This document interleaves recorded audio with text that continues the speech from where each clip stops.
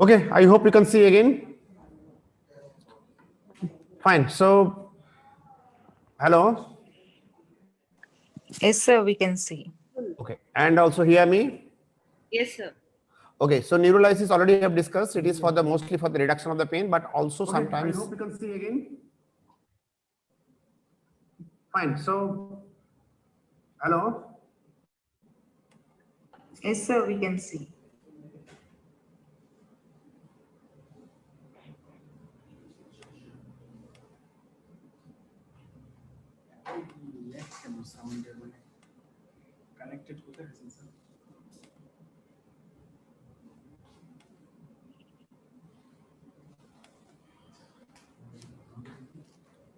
Okay, so there are different ways to do the neurolysis. That is surgical, chemical. In the chemical, the 4 chemical: alcohol, phenol, glycerol, hypertonic saline. Also, it can neurolysis can be done by the thermal radiofrequency ablations and by the cryoablation. So cryoablation is by the application of the cold, and also by the mechanical compressions like the balloon compressions. We can do the neurolysis. So the disadvantage of the neurolysis, already we have discussed it, that if we are inadvertently damaging the other fibers, particularly the motor fibers, there will be weakness or paralysis. If you are ablating the touch fibers, A beta fibers, there can be numbness. If you are ablating the autonomic fibers, particularly in the spinal canal, there might be the problem of the bladder bowel control. And another very important thing is either it is called the neuritis or it is called the deafferences pain. And particularly whenever we are doing the neurolysis, which is more than 3rd degree, so more than 2nd degree, sorry, 3rd degree and onwards, there is a possibility of the neuritis or deafferences pain. So the mechanism of the deafferences pain already have discussed about. It is a crosstalk. When the nerves regenerate, there might be the exchange of the action potentials between the different fibers, A beta, A delta fibers, and also because of the accumulations of the sodium channels, there is a possibility of the ectopic signal generations at the damaged end. So the disadvantage of the neurolysis already have discussed. Now, one very important aspect you have to understand before understanding the cryoneurolysis, that there are different degrees of the fibers are there. So let me come to this slide. So you see the nerve fibers. There are the inside is the axons, and then there is a covering. Then the coverings can be are basically the 3 types: endoneurium, perineurium, and epineurium. So endoneurium is the covering of the individual nerve filaments, and then after that there is a perineurium, and the whole bundle, the seed, is covered by the epineurium. So if we are damaging there is basically no anatomical damage. If there is only the conduction loss, then it is called the 1st degree, or also called the neuropraxia. And here the conduction block lasts for 30 minutes to 7 days maximum. After that, there is a complete recovery. And if you are having the microscopic examinations, we don't find any anatomical lesions in the 1st degree or neuropraxia. 2nd degree or axonotmosis is the loss of the actions, but all the coverings, that means endoneurium, perineurium, epineurium, everything is intact. And here the regeneration is complete. But normally this regeneration takes around 2 months to 2 years time, by which it can regenerate. But when it regenerates, there is no side effects, no long-term effects, and there is a complete recovery for the 2nd degree block. 3rd, 4th, and 5th degree depends on whether the endoneurium is blocked, then 3rd degree. When the perineurium is lost, then it is 4th degree, and when the epineurium, the whole, then it is your 5th degree. So depending on what kind of damage you are doing, it is the 3rd, 4th, and 5th degree. All 3rd, 4th, and 5th degree are called the neurotmesis. So the neurotmesis is the complete recovery might not be possible, and even if there is recovery, there is a chances of the crosstalk and the ectopic signal generations. In other words, deafferentation chances is more when we are having the 3rd, 4th, or 5th degree or neuronotmesis. So there are 2 schools of divisions of the different kinds of the degenerations: 1st degree, 2nd degree, 3rd degree, 4th degree, 5th degree. 3rd, 4th, and 5th together are called the neuronotmosis. 2nd degree is called axonotmosis, and the 1st degree is called the neuropraxia. So when you are doing the radiofrequency, or when you are doing the concentrated alcohol block, then 3rd, 4th, 5th degree the damage is possible. So where the chances of the ectopic signals and chances of the crosstalk is a possibility. But when you are having the second degree block, then all the nerve coverings are intact. Then there is no chances of the side effects, no chances of the future complications in this kind of the neurolysis. So with this in our mind, so let us see the cryoneurolysis. So what exactly is the cryoneurolysis? Cryoneurolysis is the application of the low temperature around the minus 70, 80 degrees centigrade to ablate the nerves to provide the pain relief. And there is a little bit of difference between the cryoablation and the cryoanalgesia, though dictionary-wise meaning are similar, but the cryoablation is mostly preserved for the cancer tumor ablation. So the tumor ablation, the machine is different, remember that. The same cancer tumor ablation done by a different kind of machine where the probe size is bigger because you have to ablate is a larger tumor cell, tumor. But the cryoneurolysis, the probe size is very small. So cryoablation is not new. I'll be showing you the history. It's from 70s. But the cryoneurolysis is new. Why? Because mechanical, the engineering improvement. So the very small gauge needle, so not needle. Cryo needle tip is not, it's blunt. It is obstructed. You cannot inject anything through the cryo probe.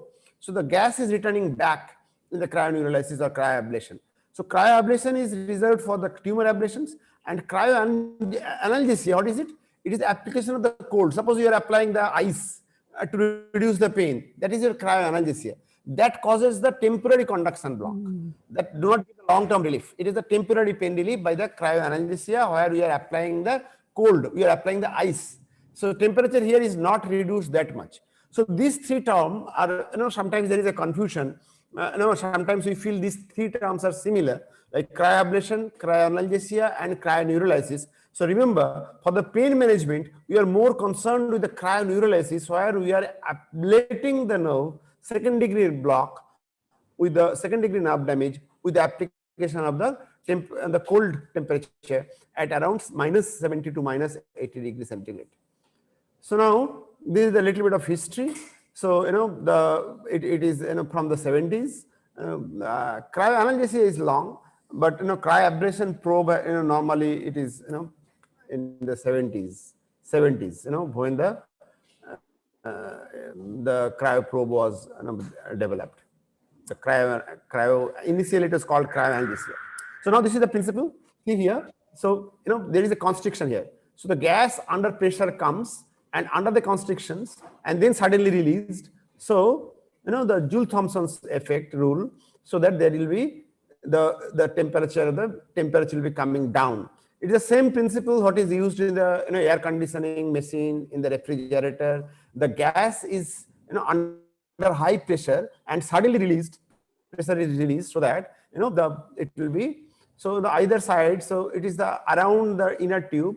So the gas is passed here and it is passed to the inner tube. So here it is a schematic diagram. This is a constriction. So the gas is suddenly released after these constrictions and it is going through the inner channel. So this is a schematic diagram of the the needle. And the size of the needle, as I told you, the improvement of the engineering, the smaller gauge of the cryo probe is possible. So now this temperature goes down till the freezing, the point of the gas is reached. So depending how much minimum temperature you can attain, it depends on the freezing point of the gas. So normally, as I told, the cryoanalgesia we do use either carbon dioxide or nitrous oxide. So the freezing point of the carbon dioxide is minus 79 degree, and for the nitrous oxide, that means the minimum temperature what we can attain with the carbon dioxide is minus 79, and here we can attain minus 88 degree. So minus 70 to minus 80 is what is going to produce the second degree lesion. So now the size of the lesion, as I told you, with the improvement of the engineering techniques, so we can have smaller gauge needle and we can have a smaller to larger. So the wide applications from 4 millimeter to 15 millimeter, 6 millimeter, 8 millimeter, the length size. So this is one of the very important advantage of the cryoablations. So as you know, that the cryoneurolysis is a very new procedure. Radiofrequency is comparatively older one. Unfortunately, our hospital is the one where we have started the cryoneurolysis first in India, and probably till now it is our only one center where we are doing the cryoneurolysis, not the cryoablation. Remember it. So here we are having the wide options. when you want to do the very small lesion, like in the Gasseodian ganglion, lot of surrounded structures are there, brain stems are there. We need a very small lesion. So there you can use the cryo even nowadays. Earlier, we cannot think of doing the cryo in the Gasseodian ganglion, but now we can do it. In fact, in our hospital, we have done for the cryoablation for the Gasseodian ganglion as well. And at the same time, like in the SI joint, like in the other areas where we need a large lesion, then we also have the option. Here you can see the up to the 8 centimeter length, which is not possible for the radio frequency. Up to the 8 centimeter length lesion is possible. So we are having the wide variety of option. You can have a very small lesion, you can have a very large lesion, depending on what kind of lesion you wish to produce. So this is the different kind of this is the scale. You can see very small 22 gauge needle, and here you can have the this is for this carb needle is for the spine, the sacroiliac joint, and this is for this is also the needle for the very varieties of procedure, including the Gasseodian ganglion. This is a thick around 18 gauge needle. So depending on all the different varieties of needle are available, depending on what size and the shape of the lesion you wish to produce. So this is the ice ball, when you are doing it, doing it without any tissues. So when you're putting it inside the body also, there will be similar kind of ice ball is formed. You can see this ice ball, length is around 1 centimeter, and the width of the needle you can see around 4 millimeter. So this is for the smaller size of the lesion. If you wish to have a larger size or even smaller than this is possible. And you can see this is a very big size lesion. This is normally done for the cryoablation of the SI joint. So cryoablation of the SI joint is a fantastic one. With a single probe, we can ablate it. And you can see the size of the lesion is almost 9 centimeter in length, and the width of the lesion is approximately, the 6 millimeter. So this is the machine.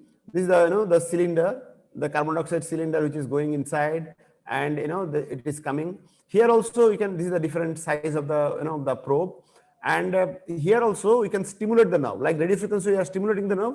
Here also we are stimulating the nerve. One important thing what I was going to tell, see that it is a blunt, tip is stopped. You cannot inject anything through that. And in fact, for the radio frequency lesion, you need to inject the local anesthetic before doing a heat lesion. But when you are doing a cold lesion, cryo, no need of giving a local anesthetic because it is a painless lesion.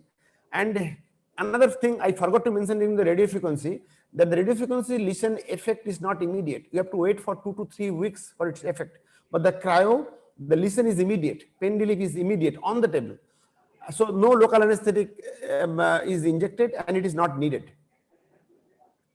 So the mechanism is what? You are freezing it as well as the defrosting. So both is important. So when you are having the freezing as well as the defrosting, so this thawing process also causes the the ischemia, and that is causing the cell damage and the ablations. But again, remember, these are second degree nerve ablations. So this is another what we have already mentioned. The neuropraxia is somewhere between the plus 10 degrees centigrade to the minus 20 degrees centigrade. If you are going beyond minus 20 degrees centigrade, up to the 100 degrees, minus 100 degree, then we are going to produce the the second degree, or it's called the axonotmosis. If you are going beyond 140, minus 100 to minus 140 is borderline. Minus 140, then we can go for the third or fourth degree lesion also. That is also possible. But we normally do not go to less temperature because we don't want third and fourth degree lesions. So the advantage of the the cryoneurolysis is what? That we are not going to produce any the third or fourth degree lesion. That means there is no chance of the deafferentation pain or the neuritis possibility is there, which is very much possibility, around 5% situations in the radio frequency. We can have the increase of the pain after the neurolysis. But for the cryoneurolysis, this is the biggest advantage, that it can be done in the peripheral nerves. Like as I told you, the suprascapular nerve, you can't think of doing the thermal lesion, but here you can do the thermal lesion with the cryo. Why? Because the larger diameter, the motor fibers will be recovered very fast. In a month, the motor fibers will be recovered. Like the occipital nerve, like all the areas where the peripheral nerve, like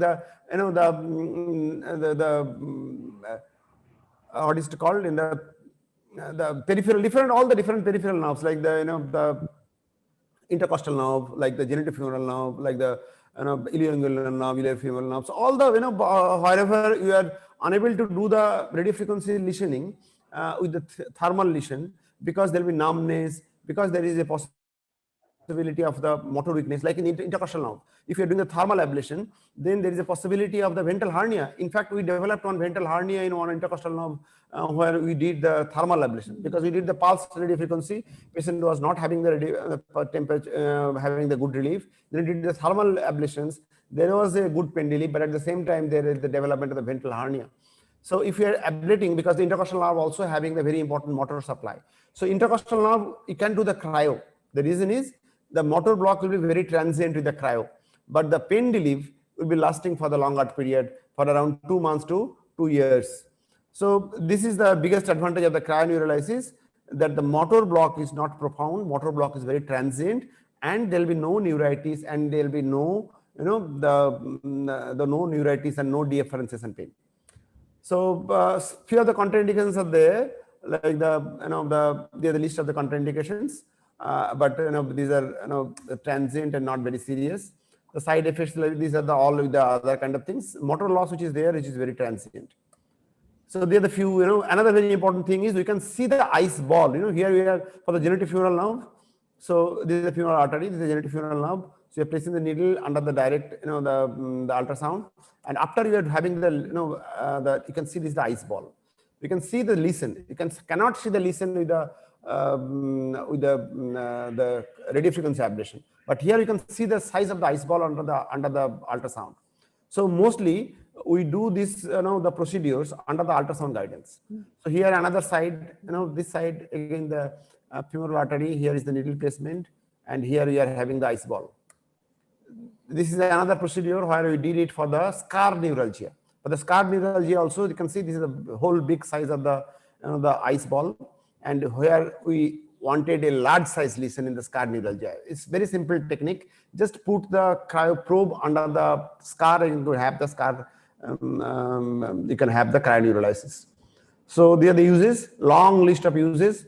Wherever you are doing the radiofrequency, you can, basically the time is replacing the radiofrequency gradually with the cryoneurolysis. So almost all these things where you can do the cryoneurolysis. So thank you very much. This is a small video of doing the sacroiliac joint. So so you use both the ultrasound as well as the so this is the sacroiliac joint.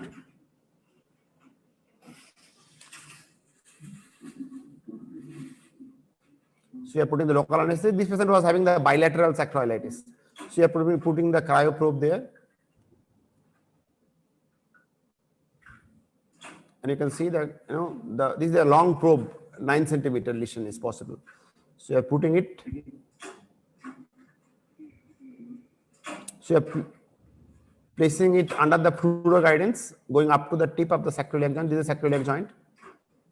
And then under the it's a little bit curved so that it is matching with the sacroiliac joint curvature. So this is the sacroiliac joint curvature. This curved probe is matched. And once we are confirmed, and with the after the stimulation lateral view you can see, and then we are looking the probe under the USG guidance also. And then when you are starting the lesion, you can see the gradually the formation of the ice ball. We cannot see the whole length because it's a curved probe. Whole length at a time you cannot see. So after you are starting it, gradually there will be formation of the ice ball. So now the ice ball is gradually formed. So neurostimulations, sensory stimulation, motor stimulations. And you can see the pressure. So the pressure of the gas is increasing. You can see the needle here. Not needle again, I am doing the mistake. It is a cryo probe. And now the ice ball is formed. How to know? You see the acoustic shadow, because it is reflecting back. Now you can understand this is the ice ball. So you can see the irregular surface of the ice ball, and you can see the acoustic shadow there. So you understand that the long, the lesion ice ball is formed there. Okay, so thank you very much. And Anjali? So you might be having some questions. You can take care of those questions. Already it is 9:40. So just 1 or 2 questions quickly.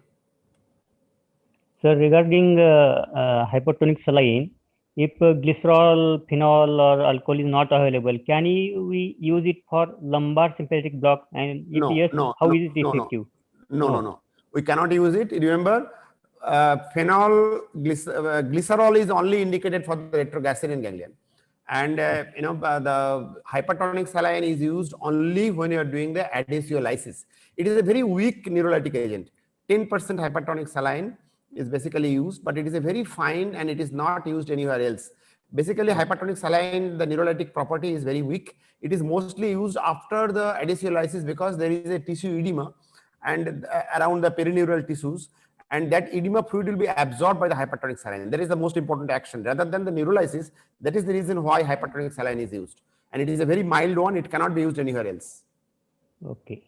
And another thing you remember, neurolytic agent like phenol and alcohol is not used everywhere. The reason is very simple, that you're, when you're injecting it, you don't have any control at which direction it will go. So if you're injecting a little bit larger volume, it can come and it can inadvertently damage the other nerves which are around.